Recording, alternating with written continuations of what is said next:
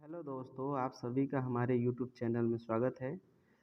आज हम लोग हीटर का क्लास करेंगे। हीटर के बारे में जानेंगे। हीटर में कौन कौन से क्रियाएं होती हैं इनके बारे में जानेंगे। ठीक है, तो वीडियो को लास्ट तक बने रहिए और लाइक और सब्सक्राइब जरूर करें। ठीक है दोस्तों, तो पहले हम लोग बिना देरी करते हुए जानते हैं हीटर का फुल फॉर्म क्या होता है। तो हीटर का फुल फॉर्म एफ से होता है फिटनेस।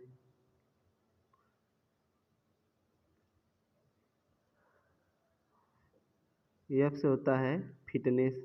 फिटनेस क्या होता है दोस्तों? शारीरिक रूप से मजबूत। शारीरिक रूप से मजबूत।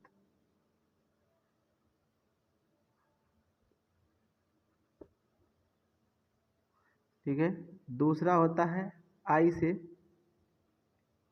आई से होता है इंटेलिजेंट।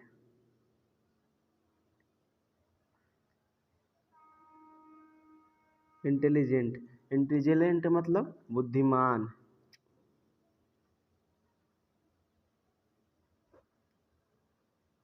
अगर दोस्तों अगर फिटर का एक कुशल कारीगर बुद्धिमान न हो, जानकार न हो, तो वो किस प्रकार से मशीनों को जोड़ सकता है? नहीं जोड़ पाएगा। इसीलिए पहले से होता है फिटनेस, शारीरिक रूप से मजबूत। दूसरा आई से होता है इंटेलिजेंट यानी बुद्धिमान। तीसरा होता है टी से होता है टैलेंट।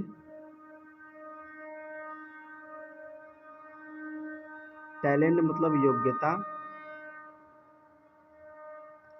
दोस्तों योग्यता भी होनी चाहिए। अगर योग्यता उसके पास नहीं है तो वो किस प्रकार से काम कर सकता है? और अगले टी से है टारगेट। टारगेट यानी आपको क्या लक्ष्य दिया जाता है। ठीक है, सॉरी, हाँ, टारगेट होता है आपकी क्षमता क्या है, आपको कितना लक्ष्य दिया जाता है। टारगेट मतलब लक्ष्य। दोस्तों मतलब कि हमें अगर 8 घंटे में 400 जॉब बनाने हैं, 400 मास प्रोडक्शन करने हैं, तो आप इस 800 जॉब बनाने की क्षमता योग्य हैं कि नहीं, इन सब के बारे में आपके पास होने चाहिए। अगला ई से होता है इफिशियंसी। इफिशियंसी या इफिशियंट। इसे इफिशियंट मतलब दक्षता होता है। मतलब ये अगर आप 8 घंटे में काम कर रहे हो, 400 जॉब की प्रोडक्शन दे रहे हो, तो अब जाहिर सी बात है आप इतना क्षमता है आपके पास, दक्षता है, मतलब कि आप उतने समय में उतने 100% बना सकते हैं कि नहीं। ना कि हम 800 जॉब बनाएं, 800 कुछ प्रोडक्शन दें, कुछ मटेरियल का 800 पार्ट्स बनाएं, लेकिन वो क्या हो, 100% शुद्ध ना हो। तो अगर वो 100% शुद्ध नहीं रहेगा तो फिर जॉब बनाने से आपको कोई फ़ायदा नहीं। आर से होता है रेगुलरिटी। रेगुलरिटी क्या होता है आप लोग सभी जानते हो। अगर किसी चीज़ में रेगुलर ना रहे, नियमितता जिसे बोलते हैं हिंदी में, नियमितता। अगर नियमितता आपके अंदर नहीं है तो जाहिर सी बात है कि आप किसी कंपनी योग्य नहीं हो सकते। आप चाहे पढ़ने में अगर नियमितता नहीं बरतोगे तो आप आगे नहीं जा सकते हैं। तो जैसे मालिक किसी कंपनी में आप जा रहे हो, अगर रेगुलर आप नहीं काम कर रहे हो तो मालिक आपको नहीं रखेगा। क्योंकि भाई अगर एक दिन मशीन चलाते हो, दूसरे दिन बंद करते हो, फिर एक दिन चलाते हो, दूसरे दिन बंद कर दो, तो कंपनी क्या होती है, घाटा हो जाएगी। घाटा होने से क्या कर देगा, आपको निकाल देगा। ठीक है, तो इसका ये फिटर का फुल फॉर्म था। पहले से फिटनेस जो शारीरिक रूप से मजबूत। आई से एफिशिएंसी जिसे बोलते हैं, सॉरी, इंटेलिजेंट जो कि बुद्धिमान होता है, यानी इतना भी बुद्धिमान है कि जो असेंबल किया जा रहा है, जो पार्ट है एक दूसरे को उसी में लगाए, ना कि तीसरा लगा दे कि हमारा मशीन बनाने के बाद भी न चले। तो क्या मतलब है। टी से होता है टैलेंट, यानी आपके अंदर योग्यता है कि नहीं उस काम करने के लिए। और दूसरे टी से होता है टारगेट, यानी आप उस लक्ष्य तक प्राप्त कर सकते हैं कि नहीं। इसे होता है एफिशिएंसी यानी दक्षता, मतलब जो काम कर रहे हो आप 100% कर सकते हो कि नहीं। इन सब के बारे में पूरी अच्छी तरह से जानकारी होनी चाहिए कि हाँ, अगर आप एफिशिएंसी आपका दक्षता है 100% करने का तो आप उस योग्य हो। तो आर से होता है रेगुलरिटी। रेगुलरिटी मतलब कि आप काम करने में नियमितता है कि नहीं। अगर ये सब आपके अंतर्गत है तो आप एक कुशल कारीगर का हो जाओगे। कुशल फीटर कहे जाओगे, कि आप एक कुशल फीटर है। ठीक है दोस्तों, तो ये हमारा फीटर का परिभाषा हो गया और फीटर का फुल फॉर्म हो गया। ठीक है, आगे चलते हैं। और फीटर का इंट्रोडक्शन क्या है? फीटर का इंट्रोडक्शन क्या है दोस्तों? तो फीटर का इंट्रोडक्शन अपनी भाषा में कहा जाए तो बंद पड़ी मशीनों को पुनः चलाने योग्य बना देने वाला क्या कहलाता है? फीटर। लेकिन टेक्निकल भाषा में कहा जाए तो इंजीनियरिंग वर्कशॉप में फीटर एक कुशल कारीगर होता है जो मशीनों के पुर्जे को जोड़ने में इस तरह सक्षम होता है कि कार्य सुव्यवस्था यानी सुचारू रूप से चलती रहे। या दूसरे शब्दों में फीटर मशीन के पुर्जों को सुचारू रूप से चलाने और रख रखाव रखने में पूरा योगदान देता है। ठीक है दोस्तों, मतलब बात समझ में आई है कि नहीं? इसका परिचय यही है कि एक अच्छा फीटर किसी भी मशीन का चलाने में सक्षम हो, वो उसका रख रखाव अच्छी तरह से जाने, वही तो आपका फीटर का परिचय होता है। ठीक है, आगे चलते हैं हम लोग। देखिए, अब क्या होता है कि व्यावसायिक क्षेत्र में व्यावसायिक क्षेत्र में व्यावसायिक क्षेत्र में यानी टेक्निकल फील्ड में पहले प्राथमिक निपुणता यानी आप सर्वप्रथम किस प्रकार होता है, यानी कि आपके पास प्राइमरी स्किल क्या है। ठीक है, तो फीटर एक प्राथमिक निपुणता की श्रृंखला में जोड़ते हुए निम्नलिखित कार्य को करने में निपुण हो। अपनी भाषा में कहा जाए तो प्राथमिक या प्राइमरी स्किल क्या है, जो इन कामों को पूरी तरह से अच्छे से कर ले, उसे ही क्या बोलते हैं? प्राइमरी स्किल या प्राथमिक निपुणता। ठीक है, तो काम क्या होता है ये देख लेते हैं हम लोग। समस्त हैंड टूल समस्त हैंड टूल एवं कटिंग टूल का प्रयोग करना, यानी जो भी आप हैंड टूल यूज कर रहे हो, कटिंग टूल यूज कर रहे हो, सब के बारे में पूरी तरह जानकारी होना। जैसे मार्किंग करना, हेक्साइन करना, रिमिंग करना, ग्राइंडिंग करना, ब्रेजिंग करना, ड्रिलिंग करना, टैपिंग करना, चिपिंग करना, सोल्डरिंग करना, फाइलिंग करना, स्क्रैपिंग करना और थ्रेडिंग करना, फोर्जिंग करना, रिवेटिंग करना। ये सब पूरा कार्य अगर आपको आता है तो आप कहा जाएगा कि आप प्राइमरी स्किल में निपुण है, यानी ये सब काम करने में आप सक्षम है, तो आप प्राथमिक निपुणता आपके अंतर्गत है। ठीक है दोस्तों, आगे चलते हैं। सेकेंडरी निपुणता क्या होती है, यानी सेकेंडरी स्किल क्या होती है, जिसे बोलते हैं द्वितीयक निपुणता। सेकेंडरी स्किल, आप मार्किंग करना, हैंड टूल के बारे में सब कुछ जान गए। अब इसके बाद सेकेंड निपुणता क्या होती है? द्वितीय निपुणता प्राप्त करने के लिए निम्नलिखित सहायक ट्रेड के विषय में भी ज्ञान होनी चाहिए। शीट मेटल, लोहारगिरी, वेल्डिंग, ऊष्मा उपचार।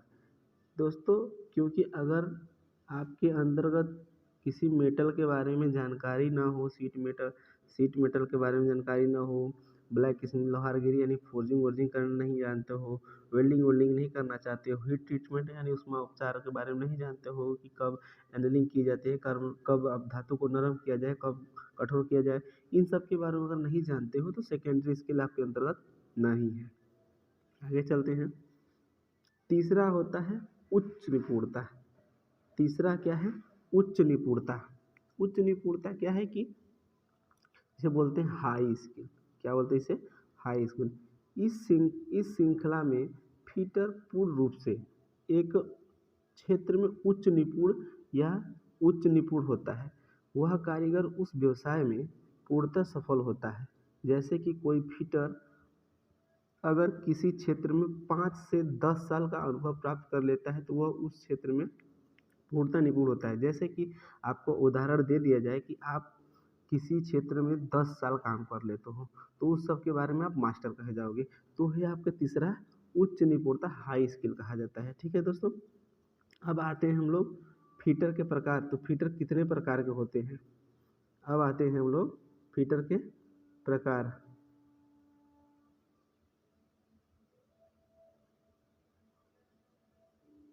फीटर के प्रकार, पहला होता है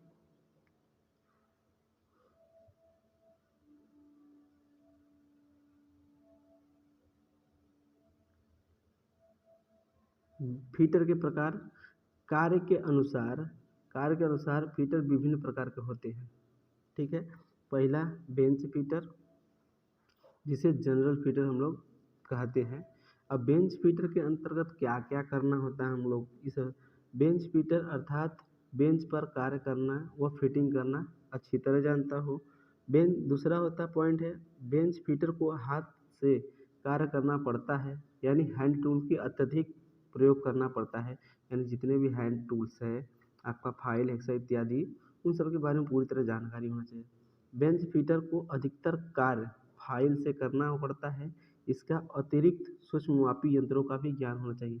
यानी दोस्तों, अगर हम फाइल का यूज़ करते हैं तो उसको नापने के लिए हमें सूक्ष्ममापी यंत्रों का भी ज़रूरत पड़ेगा, तो सूक्ष्ममापी यंत्रों का भी जानकारी पूरी तरह होना चाहिए। तो ये हमारा था बेंच फीटर। दूसरा हम लोग देखते हैं पाइप फीटर। पाइप फिटर क्या होता है, जिसे अपने भाषा में प्लम्बर भी कहते हैं। पाइप फिटर एक प्लम्बर भी कहा जाता है। ठीक है, पाइप फिटर घरों में पानी की पाइप लाइन, गैस की पाइप लाइन जोड़ने और कार्य करने की मरम्मत करता है आदि। वो जो होता है वो होता है पाइप फिटर, यानी पाइप से जुड़े हुए जितने भी कार्य देखता है दोस्तों, वो क्या कहलाता है, पाइप फिटर या प्लम्बर। अगला देखते हैं हम लोग, तीसरा पॉइंट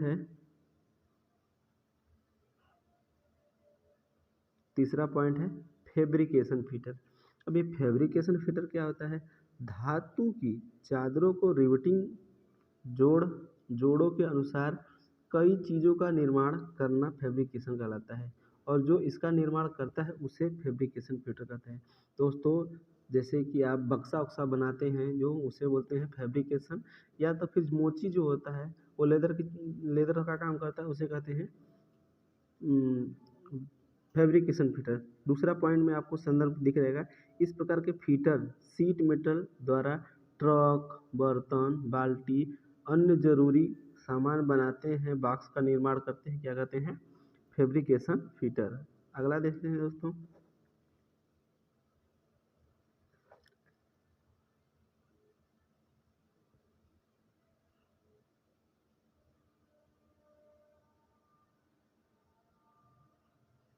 आगे है दोस्तों मेंटेनेंस फीटर। मेंटेनेंस फीटर का क्या होता है, किसी बंद पड़ी मशीन व अन्य कार्य में किसी मरम्मत की वजह से रुका हो, उसे दोबारा चलाने वाले को क्या कहलाता है, मेंटेनेंस फीटर। उस कार्य को करने वाले को मेंटेनेंस फीटर कहा जाता है। यानी दोस्तों, अगर किसी कंपनी में मेंटेनेंस न किया जाए, मेंटेनेंस फीटर न रखा जाए, तो जाहिर सी बात है मशीन चलते चलते रुक जाएगी, खराब हो जाएगी। इन सब से बचने के लिए हम मेंटेनेंस फीटर को रखा जाता है। अगला है पांचवा हमारा,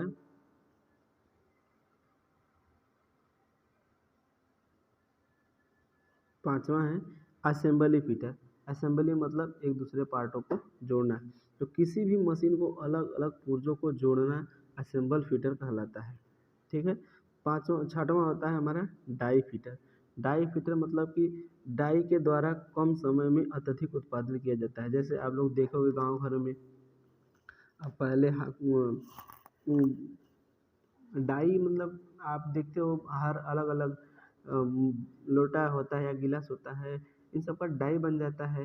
ठीक है, तो आप सबसे सिंपल देखते हो कि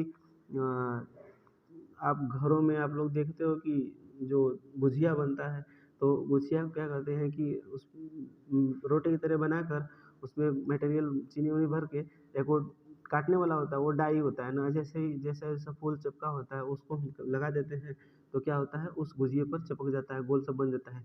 तो क्या होता है, डाई का काम करता है। डाई का निर्माण, उसकी मरम्मत रख रखाव के वाले को क्या कहते हैं, डाई फिटर। अच्छे फिटर बनने के लिए निम्नलिखित बातों का ध्यान होना चाहिए। नहीं दोस्तों, इन सब बातों का ध्यान अगर आपको होगा तो आप एक अच्छे फिटर बन जाओगे। ठीक है, पहला है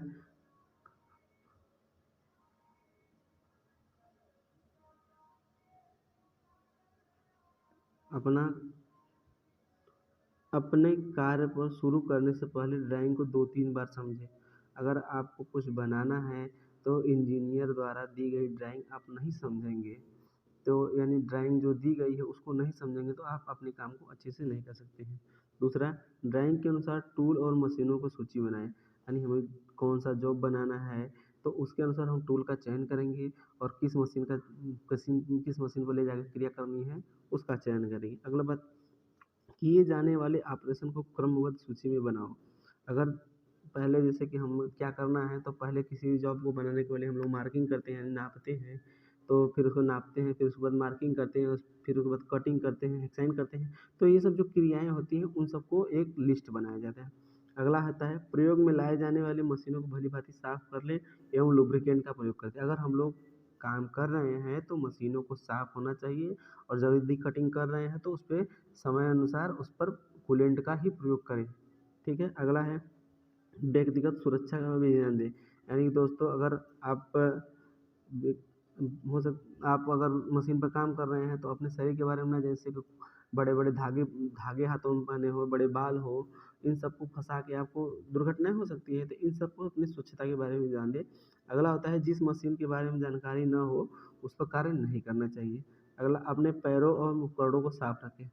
मतलब अपने औजारों और उपकरणों को साफ रखें। दोस्तों, जिस औजार से काम कर रहे हैं, काम करने को उसको पुनः साफ सफाई के साथ ही रख देना चाहिए। अगर हम उसे गंदी अवस्था में रखते हैं तो दोस्तों क्या होगा कि उस पे जंग लग जाएंगी, अगली बार काम करने योग्य नहीं बचेगा। इसलिए हमें साफ सफाई पर अत्यधिक रखना चाहिए। अगला, कार्य के अनुसार माप और बड़ी सावधानी लेनी चाहिए। दोस्तों, अगर हम जिस माप को ले रहे हैं, अगर उसको हम जितना ड्राइंग दिया गया उसके माप से अगर अधिक ले लेंगे तो भी हमारा जॉब फिट नहीं होगा, कम लेंगे तो छोटा हो जाएगा। इसलिए कार्य की माप बड़ी ही सावधानी से लेगा। अगर आपने जब माप ही गलत ले लिया तो जॉब आपका अच्छा बनेगा। अपने काम पर पूरी लगन से करें। अगर आप अपने पूरी काम को लगन से नहीं करेंगे तो दोस्तों क्या होगा, अगर मन इधर उधर भागता रहेगा तो जॉब आपका गलत बन जाएगा। मशीनों पर का जॉब और औजार को जोर से पकड़ें।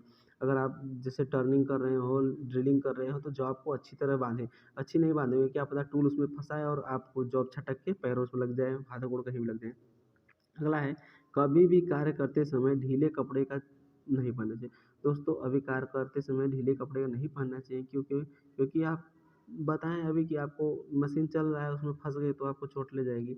कटिंग टूल और मेजरिंग टूल एक साथ ना रखें, क्योंकि दोस्तों कटिंग टूल काट देगा और मेजरिंग टूल पे यानी जो सूक्ष्म मापी यंत्र होते हैं उन पे पैमाना अंकित होता है। अगर कटिंग टूल और मेजरिंग टूल को साथ में रखेंगे तो उस पैमाने को घिस देगा।